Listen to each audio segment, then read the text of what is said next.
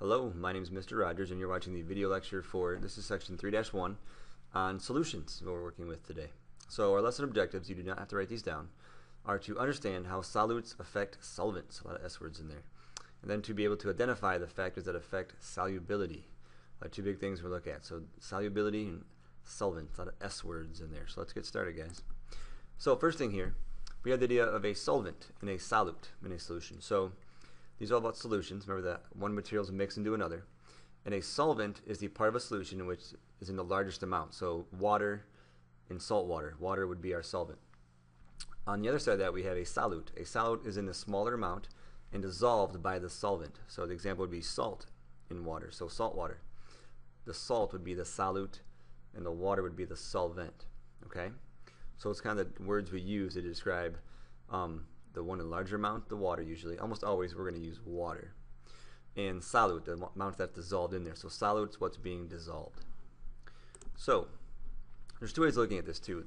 Not all solutions are created equal. There's what's called a dilute solution. Or, something's diluted, you make it weaker.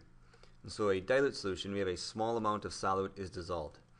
An example would be here, I've got my cup of lemonade. Take a sip and it tastes not right. There's not enough sugar. There's not enough lemonade flavoring. It's too dilute. It's a dilute solution. There's not enough to satisfy my thirst there.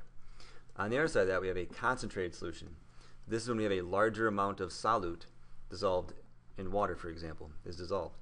And so I got my new cup of lemonade. There it is. Take a sip. Oh yeah, that's just right. I like my lemonade very sugary and very lemony. So there'd be a lot more sugar and lemonade dissolved in that water. Would be a concentrated solution. And so what does this look like? Let's get a visual of this real quick. So here we'd have our water, that'd be the solvent, and the sugar would be the solute. So solute goes in the solvent. It is dissolved in there. We mix it up, and we get our solution. This would be our solution of sugar water. Would be in here. And we can dilute it, it would be less sugar. If we have more sugar, it'd be a more concentrated solution. So, from there, right one, we go into the idea of solubility.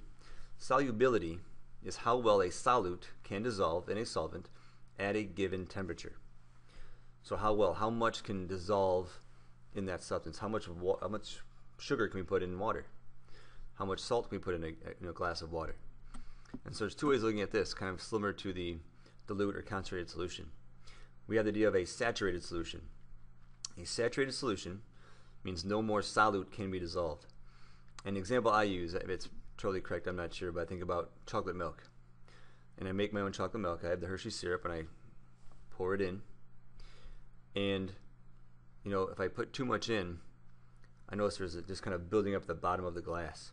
Even though as much as I stir it up, it still kind of stays at the bottom. So it's saturated. I can add all the Hershey's I want. That milk can't take anymore. It can't hold any more of that salt or solute in there. On the other side of that, we have a unsaturated solution.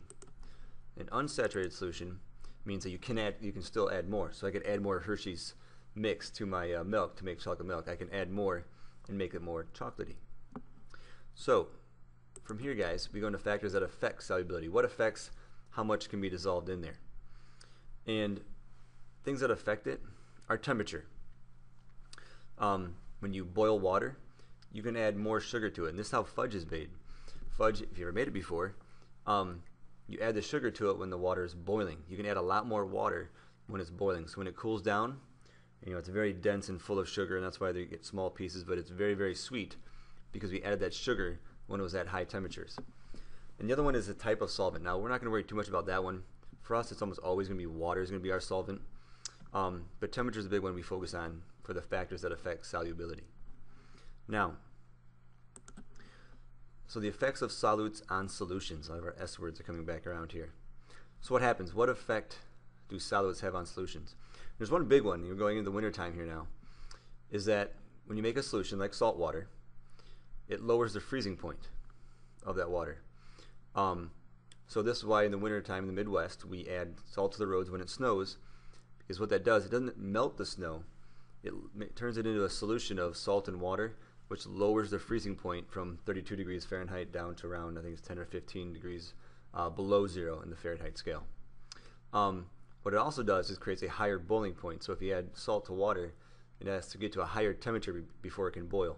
And this is because now that you've added the salt to it, the molecules can't bump around as easily to create enough energy to boil. But the big one is that lowers the freezing point. So it changes kind of some of the properties of that substance. So water doesn't freeze at the same temperature anymore, and it won't boil at the same temperature anymore since you've added salt to it, made it a solution instead of just water. All right, so 8th grade, I appreciate you guys for watching this today. We're going to stop here, and we will see you guys along the way. Have a good day.